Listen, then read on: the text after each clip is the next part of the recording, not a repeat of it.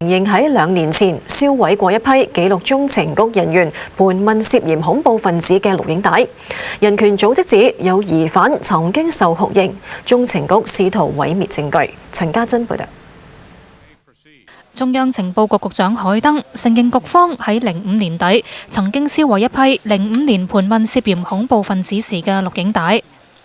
根據美國傳媒引述官員話，行動係由前中情局行動組組長羅德里格茲發起。海登當時仲未做局長，而當時有白宮官員知道，勸過佢唔好銷毀批錄影帶。被洗去嘅包括阿爾蓋達高層祖巴耶達克被審問時嘅片段。佢係美國政府授權使用更嚴厲方法審問疑犯之後第一個被審問嘅人。國際特赦組織指佢曾經受水刑，俾人綁喺板上面，將頭咬後冚住毛巾，不停喺上面淋水，令人有遇溺嘅感覺。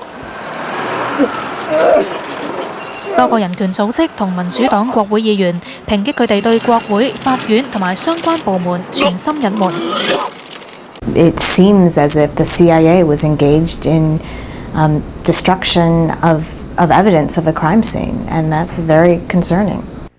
佢哋又批評中情局銷毀影帶嘅時間，正正係傳媒揭發美軍喺伊拉克阿布格萊布監獄虐待囚犯之後，司法部向情報機關施壓，要求取得盤問疑犯錄影片段。不過海登強調，咁樣做只係保障負責盤問嘅中情局人員同佢哋家人，又話參眾兩院情報委員會當時都知道呢件事，但係參議院情報委員會只喺影帶銷毀1年之後先至被知會。